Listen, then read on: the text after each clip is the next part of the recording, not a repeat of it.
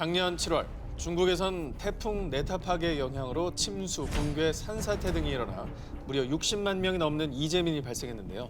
그 중에서도 특히 중국의 남부지방 장시성에 위치한 포양호 근처 한 농촌 마을에서는요. 무려 600만 평이 넘는 논밭은 물론 약 6천 명의 농민들의 생활 터전까지 물에 잠길 위기에 처했는데요.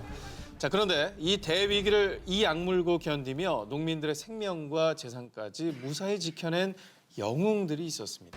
바로 중국의 군인들인데요. 당시 대민 지원을 위해 이 마을에 온 군인들은요. 모래주머니를 쌓아 넘치는 호수를 막기 시작했지만요. 쏟아지는 어마어마한 양의 물을 막을 수가 없었습니다. 어떻게든 농민과 논밭을 지켜야 한다. 우리가 몸으로 댐을 만들어 침수를 막자. 자, 먼저 여단장이 논둑으로 뛰어들자 부하들도 구명조끼를 갖춰 입고 그 뒤를 따라 직접 자신들이 인간 모래주머니, 인간 댐이 되었고요. 야, 직접 몸으로 거센 물살을 견딘 시간만 무려 6시간. 오직 농민들을 위해 이 악물고 버틴 인간 댐 덕분에요. 무너졌던 논둑은 그야말로 기적적으로 저녁 무렵 복구를 모두 끝낼 수 있었고요. 인명피해를 막은 것은 물론 농민들의 생명과도 같은 벼도 지켜낼 수 있었다고 합니다. 야, 진짜 상상도 못 해봤습니다. 예. 주택 572채 침수, 농경지 약 36만 평 침수, 재산 피해 약 685억 원. 2014년 8월 마치 하늘에 구멍이 뚫린 듯 시간당 100mm가 넘는 집중호우가 내리면서 말 그대로 재난 상태가 된 부산입니다. 그중에서도 기장군은 피해가 가장 컸던 곳 중에 하나인데요. 둑이 무너지고 하천이 범람하면서 채 10분도 지나지 않아 1m 50cm 이상으로 불어났고요. 생명의 위협을 느낀 마을 주민들은 근처 다리 위로 간신히 대피했는데요. 그런데 다리 아래에서 한 여성의 다급한 목소리가 들려왔습니다. 당시 생후 4개월 된 아이의 모유 수유를 하던 중 아유. 엄마와 아기 두 사람이 모두 집에 갇혀버린 겁니다. 어떡해. 이때 다리 위로 대피했던 마을 주민 이대선, 손평조, 구봉철 씨. 이 부산 사나이 삼총사는 아기와 아기 엄마를 구하기로 했습니다. 먼저 이대선 씨는 굵은 밧줄, 로프를 준비했고요. 손평조 씨는 그 로프를 집 문에 연결했습니다. 또 한 명의 부산 사나이 구봉철 씨가 아이 엄마의 집으로 진입을 시도하려던 찰나 마, 그냥 가면 뭐하노? 알을 구하려면 이걸 가져가서! 이대선 씨의 부인께서 구봉철 씨에게 건네준 건 다름 아닌 고무대야. 김장할 때 쓰는 그 빨간색 고무대야를 말하는 겁니다. 구봉철 씨는 아이를 고무대야에 조심히 태우고 발도 닿지 않는 곳을 로프에 의지해서 건너고 또 건넜고요. 약 10분 만에 극적으로 구조에 성공합니다. 급박한 재난 상황 속에서도 이웃을 구하려는 선량한 마음과 번뜩이는 기지까지 정말 이 부산 사나이들 쏴라 있네! 2014년 6월 소나기성 폭우가 내린 경남 창원시의 한 도로에서는 갑자기 이것이 튀어올라 시내버스 바닥 부분에 충돌해서 기사님, 승객 등 3명이 다쳤습니다. 비만 오면 출몰한다는 도로 위의 지뢰는 바로 맨홀 뚜껑이었습니다. 2014년 국립재난안전연구원이 실시한 실험에 따르면 저지대에서 시간당 약 50mm의 집중호우가 내리면 하수가 역류합니다. 그러면서 약 40kg 무게의 철제 맨홀 뚜껑이 41초 만에 지상 27cm 높이로 튀어오른다고 합니다. 40kg짜리 철덩어리가 날아온다고 생각해봐요. 그건 거의 흉기죠, 그러면. 무기죠, 무기. 그런데 이 중에서도 폭우로 침수가 됐을 때 가장 주의해야 할 맨홀은 하수도 맨홀입니다. 빗물이 흘러들어가는 유일한 맨홀입니다. 아, 비가 갑자기 많이 내리면 맨홀 아래 하수도관의 압력이 높아지면서 맨홀 뚜껑이 튀어오를 수 있기 때문인데요.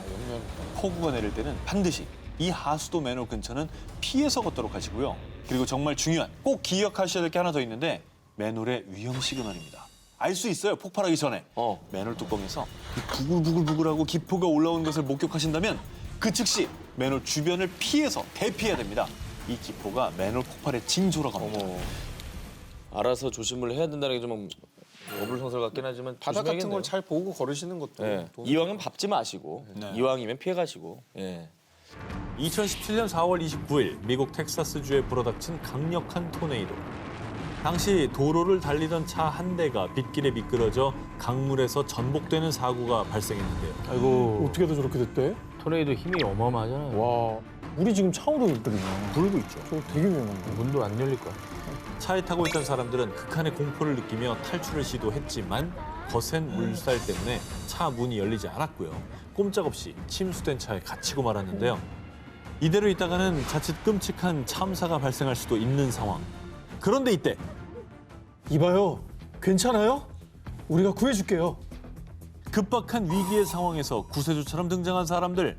우연히 사건 현장을 목격한 남성들이 차량에 갇힌 사람들을 구하기 위해 다급하게 급류로 뛰어듭니다. 급류로. 어머, 어떻게 저기 계시네. 한두 분이 아니네. I need a knife!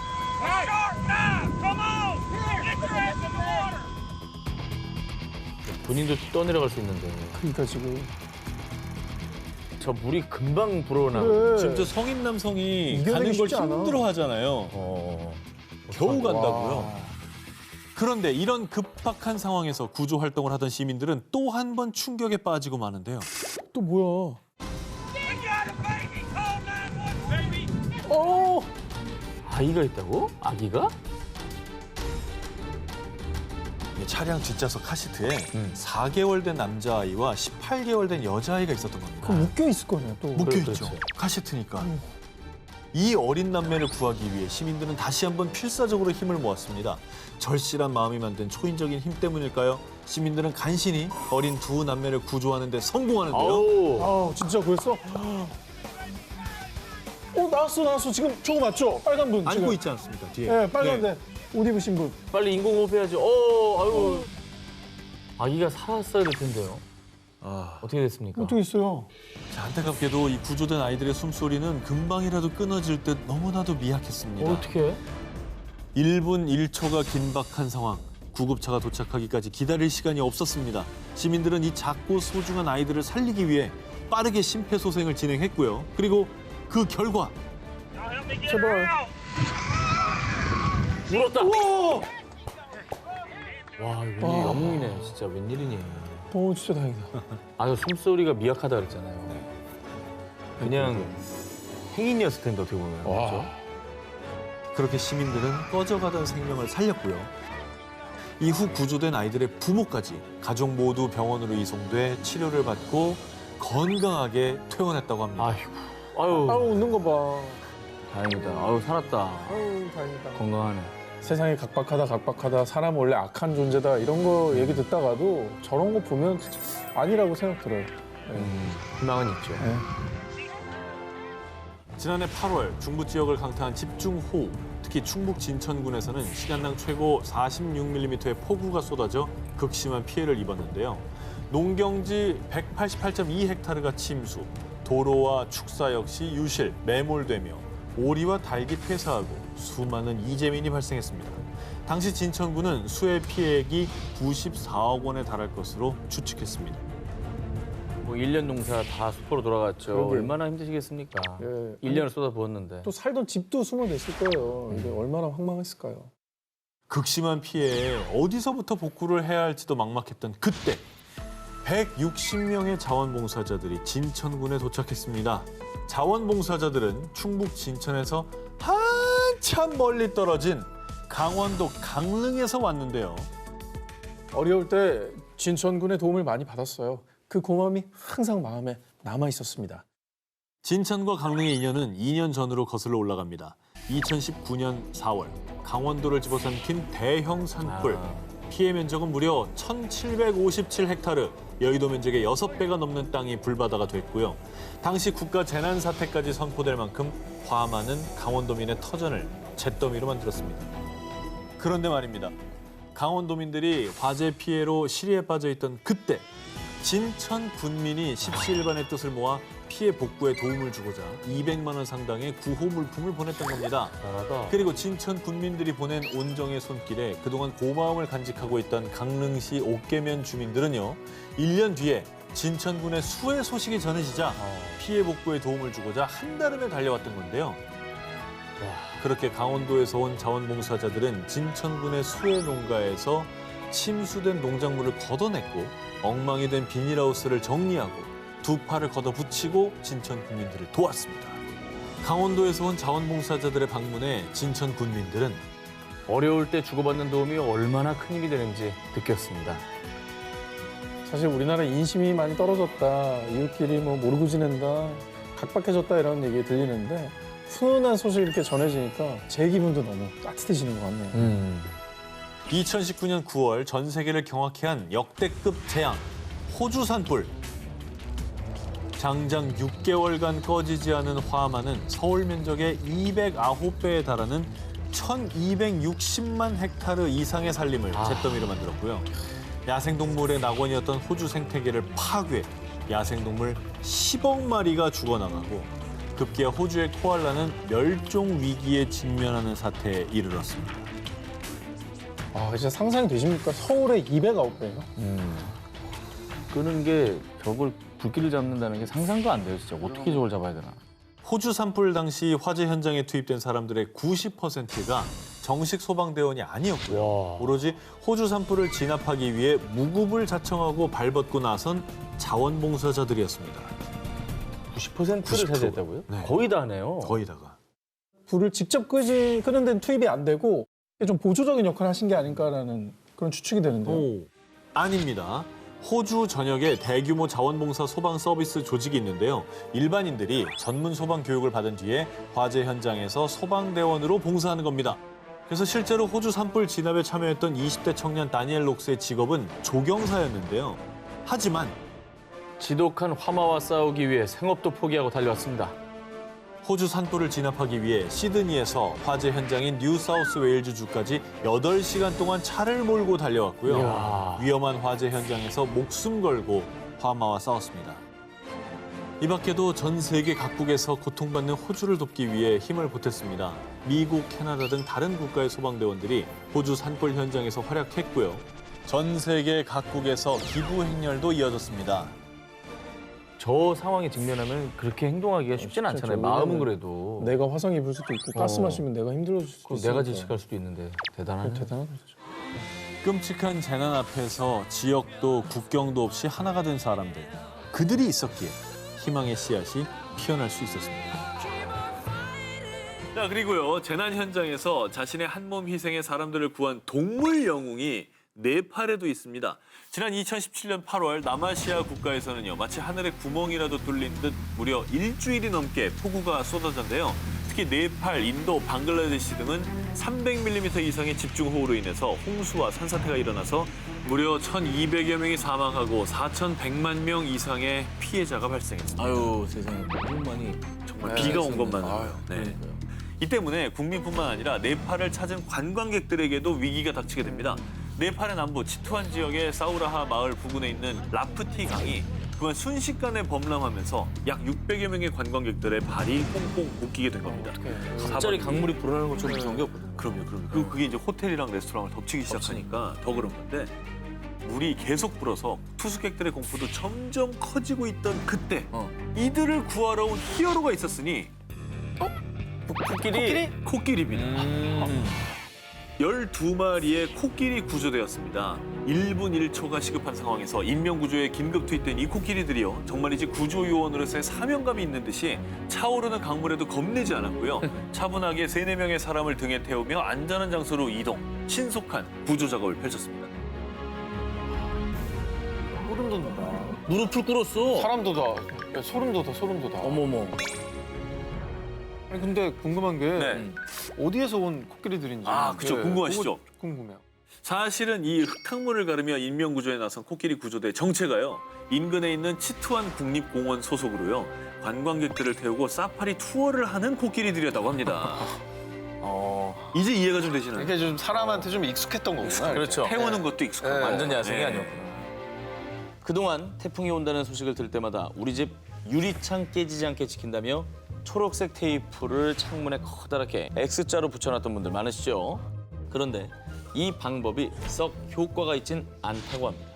왜냐? 태풍이 올 때 창문이 깨지는 이유가요. 창틀이 헐거워져서이기 때문입니다. 그래서 테이프를 붙일 때는 꼭 창틀이 고정되도록 창틀의 가장자리에 테이프를 발라주는 게 중요하다고 하죠. 저렇게. 그렇죠. X가 중요한 게 아니라. 근데 그런 얘기도 있잖아요. 테이프 말고 신문지 이렇게 쫙 발라가지고 해놓으면 이것도 튼튼해진다. 이런 얘기도 있었는데요. 자, 그런 또 얘기도 있죠. 예. 좀 많이 좀 모르시는 것 같은데요. 사실 신문지라고 하는 거는요. 이 유리창을 깨지지 않게 지켜주기보다는 유리창이 깨졌을 때 그 유리 파편이 흩어지지 않도록 그걸 좀 막아주는 역할을 하는 거죠. 올바른 활용 방법은 신문지를 유리창에 넓게 붙여놓고요. 수시로 물을 뿌려서 밀착을 해주는 겁니다. 자, 하지만 솔직히 신문에 물 마를 때마다 어떻게 이걸 매번 물을 뿌립니까? 그래. 그러니까요. 귀찮잖아. 네, 돌아버리죠. 그래서 저 안전기자 전기자가 말이죠. 새롭게 추천하는 아이템. 부엌 서랍에 하나씩 굴러다니는 랩 있잖아요. 창문에 분무기로 칙칙 물을 뿌려주고 랩을 붙여주면 신문지보다 더 찰떡같이 붙는다고 합니다. 자, 그런데 이렇게 준비를 철저히 했는데 태풍 올 때 이제 강풍도 불지만은 폭우도 엄청 내립니다. 그래. 그렇죠. 상상하기도 싫지만은 우리 집에 물이 차올라 대피해야 한다면 꼭 기억하세요. 도시가스 사용하는 집에서는 중간 밸브, 계량기 옆 메인 밸브까지 꽉 잠그셔야 됩니다. LP가스를 사용하는 집에서는 밸브를 잠근 뒤 체인 등으로 용기를 단단히 고정해 두셔야 합니다. 야, 그거 굴러다니다 폭발하는 거. 폭발하죠. 그리고 태풍이 지나가고 난 다음에 꼭 조심할 것이 있습니다. 야, 드디어 우리 집에 돌아왔다. 뜨거운 물에 씻고 푹 쉬어야겠다. 잘 모르시는 것 같은데요. 집으로 막 돌아와서 네. 가스보일러를 함부로 틀었다가는 큰일 납니다. 왜 그렇죠? 침수의 영향으로 감전될 수가 있기 때문이죠. 아, 이게 물 틀었다가 바로 감전된다고. 그렇죠. 그러니까 반드시 한국가스안전공사 1544-4500번, 1544-4500에 연락해서 가스 점검 먼저 꼭 받으시고 나서 이용하시면 좋겠습니다. 그리고 한국전기안전공사 1588-7500, 1588-7500에도 연락을 하셔가지고 굉장히 검사를 깐깐하게 해주죠. 깐깐하게 해주세요. 예, 예. 예, 혹시 모를 감전 사고에도 대비하시기 바랍니다. 자, 한국가스안전공사 몇 번? 1588-7500. 1544-4500이라고 5초 전에 얘기했어요. 1544-4500. 한국전기안전공사요? 1588-7500. 오. 가스안전공사요? 1588-7500. 1544-4500이라고.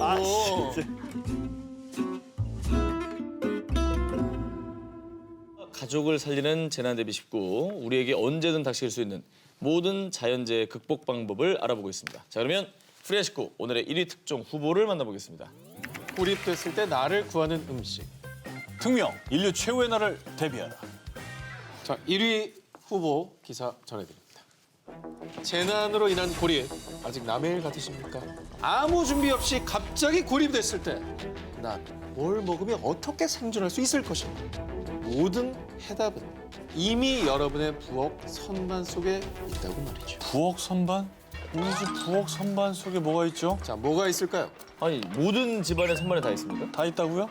자, 지금 분명히 말씀드리면 우리 집에도 있었어 하실 겁니다. 그래요?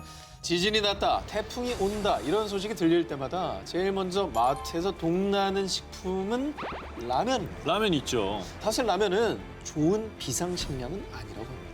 아니에요? 생존 전문가들은 기특한 비상식량으로 국수를 꼽습니다. 국수를 뽑아요? 네.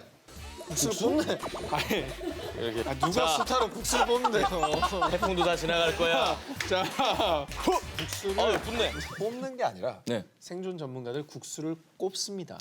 꼽는다고. 자, 이 면 자체에 소금간이 되어 있어서 유통기한이 2년에서 3년으로 길고요. 무엇보다 이 가느다란 세면의 경우에 그렇지. 미지근한 온수에 그냥 이렇게 10분만 불려놔도 바로 먹을 수가 있기 때문이죠. 그래, 소면 생각해봐. 바로 그러네, 풀리잖아. 그러네. 즉 전기 없고 불 없을 때 세상 간편하게 먹을 수 있는 비상식량이 바로 국수라는 겁니다. 네. 자, 국수 좋다 치고요. 네. 비상식량이라도 국수만 먹으면 물리거든요. 예. 제가 봤을 땐 통조림 하나 있어야 됩니다. 아, 그럼. 정확한 지적입니다. 이게 따줘야 됩니다. 네, 뭐 다양한 이제 통조림이 있는데 네. 통조림도 아주 적합한 구호식량이 될 수 있습니다. 그렇죠. 자, 설날이며 추석마다 부엌이 넘쳐나도록 선물 받아 처치 곤란했던 바로 참치 캐리. 너무 좋지. 가장 좋은 참치잖아요. 구호식량입니다. 너무 좋아. 일단 유통기한도 5년에서 7년으로 저장식품 중에서도 제일 길고요. 고단백, 저칼로리 식품이어서 고립됐을 때 챙기기 어려운 영양분도 보충해 줄 수 있다고. 너무 좋아. 먹고 싶다. 또 흔한 재료이지만 고립 상황에선 생존 필수품으로 변신하는 우리 집 기본 생활용품도 또 하나가 있습니다. 바로 식용유입니다. 식용유요. 식용유는 왜죠? 정전이 됐을 때 작은 종지 그릇에 식용유를 담고 화장지나 종이를 손으로 비비 꼬아서 심지를 만들어낸 뒤 이 심지를 식용유에 담가놓고 불을 켜게 되면 이게 등잔불이 되면서 야, 신기하네. 요긴하게 랜턴 대용으로 쓸 수가 있는 거예요. 야, 저렇게 활용할 수가 있구나. 누가 봐도 굉장히 좋은 정보였는데. 굉장히 괜찮네요.